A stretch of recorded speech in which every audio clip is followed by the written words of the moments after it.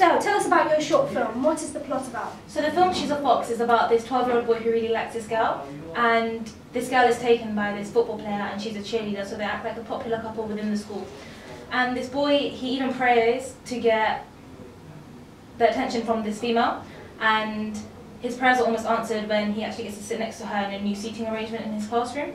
And there's this event called the Fun Run, which is a half-mile run. Okay. And the boy, in order to succeed in this, and to win over the girl's heart, he changes, so he sort of loses the respect from his friends, and towards the end he actually wins this race, and by winning this race he wins over the heart from this girl, and they eventually start going out, but the boy is soon humiliated by his ex-friends who throw eggs at him and his girl, and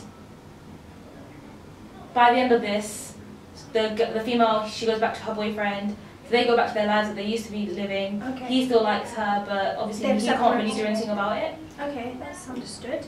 Are there any subplots in your short film? Well, the subplots are, first of all, the relationship between the female and her boyfriend in the beginning. So we almost go through a journey where they are together in the beginning, then they go through a hiccup in their relationship where they break up, but then towards the end they get back together again. Okay. And there's another subplot where we sort of also see the journey of the boy, the 12-year-old boy, and his relationship with his friends, and how by him changing the way he looks and his attitude towards them and his attitude towards his girl, we almost see him changing and his friends losing respect for him.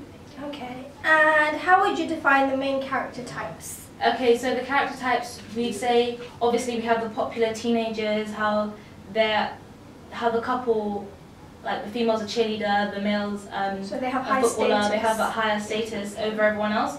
And we can see how the 12-year-old boy almost wants to be like them, so he aspires to be like them, he sort of looks up to them because he wants that sort of life where everyone is sort of looking up to him rather than him looking up to people. Alright. And then we have the friends who look down on the popular kids and who try to do anything within their power just to undermine. So tell me about the plot. The plot about the truth about meeting women is about a man who finds himself surrounded by several other ladies in a subway station, and as he locks eyes with each and every woman at this station, he gets more weird and weirder reasons as to why he shouldn't approach them and go and say hi. So it's kind of a story of how shy this character is and how he feels restricted to not go and engage with these characters.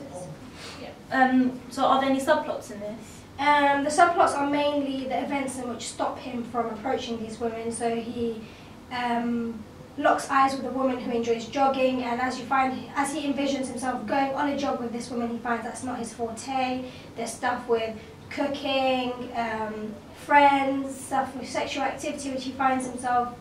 So this is as he locks eyes with each so female? Each and every time he locks eyes with a female, he finds reasons as to why he should not approach them and go and say hi, which puts him off. So how would you define the main character types? He's reserved, shy, he's not very confident, in contrast to the women who are much more confident, they are outspoken, they don't lack confidence, so they're complete different contrasts, which brings it on to narrative theory, which it fits into. I would say it fits into the binary opposition theory, which is believed to be by Levi Strauss. So there's confidence versus no confidence, bravery versus not being so brave. So this is what theory I'd apply with my film. What is the plot of your short film? The film Alone with People is about this female who goes counselling for drugs.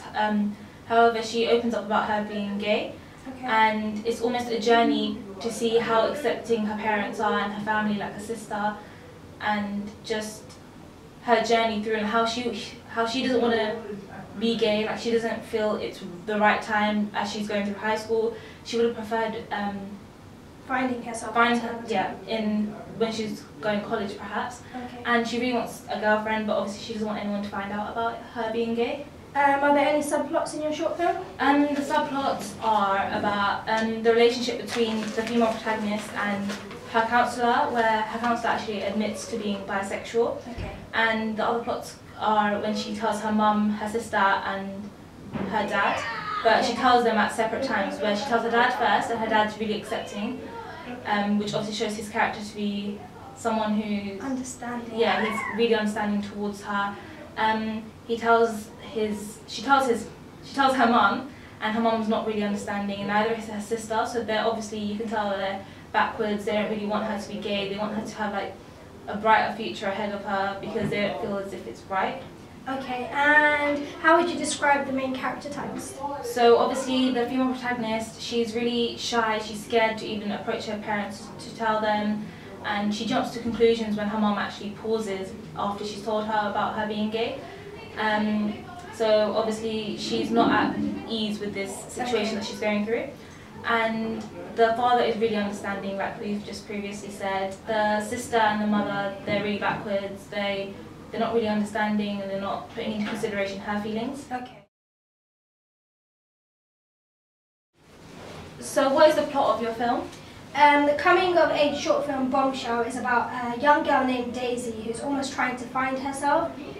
She's opposed to being very girly, as her mum tries to make her understand how important it is to be a girl, whereas she's more interested in hanging around her brother's friends and being rebellious, and she is more heading to a path where she wants to be a tomboy.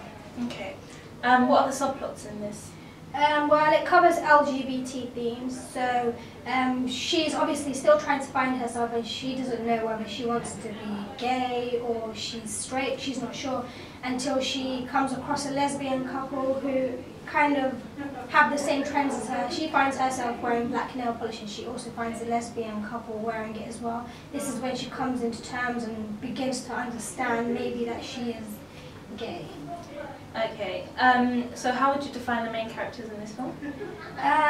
You have the boys' brothers who are not very understanding and don't understand why she's trying to be like this, whereas we have her, she's very outspoken, brave, loud, she's very, like, she's not scared of anything, she's not feared, so she's a very interesting character. So do her brothers understand where she's coming from? Do they take any notice in it, or is it just... It's not a big deal because she's still young, so they're not taking into account that she tries to dress up like a male or tries to take her brother's clothing.